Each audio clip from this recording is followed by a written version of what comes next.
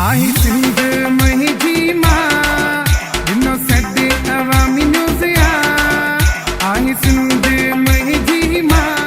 नाजरीन, अवामी न्यूज़ में ख़बरनि जो सिलसिलो जारी है। इन वक्त असीं तव्हांखे मिठी मां ख़बर ॾींदा हलूं त अवामी न्यूज़ जे ॾिनल सॾ सिंध मुंहिंजी माउ जे उनवान खे समूरी सिंध में भरपूर भेटा पेश कई पई वञे। थरपरकर में भी पूरी सिंध जी ثقافت जो ॾियारो जोश ऐं जज़्बे सां मल्हायो पियो वञे। ثقافती ॾींहं जे मौक़े ते शहरनि जो अवामी न्यूज़ सां ॻाल्हाईंदे चवणो त अॼु जेको ثقافती ॾींहुं 6 डिसंबर पूरी दुनिया जी कोट में मल्हायो वञे पियो।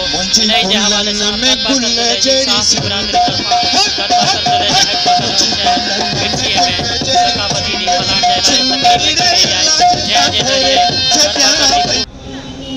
अज पूरी सिंध में या बल्कि पूरी दुनिया में जेका सिंधी माण्हू आहिनि उहे पंहिंजे सकाफ़त जो ॾींहुं पिया मल्हाइनि। असां इहो ॾींहुं ईद खां जे बराबरि करे मल्हाईंदा आहियूं। हीअ असांजी सकाफ़ती ईद आहे। उन हवाले सां पूरी सिंधी क़ौम खे जेको आहे सो मुबारकबाद ॾियां थो।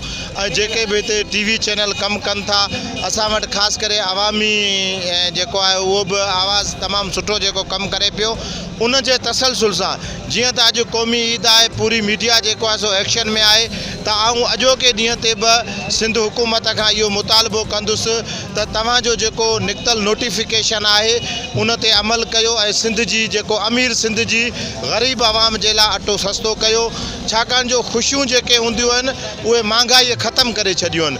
यकीनन असां सिंध जा माण्हू ॾाढा अमीर आहियूं, पर हिन महांगाई जेको आहे असांजूं ख़ुशियूं खसे छॾियूं आहिनि।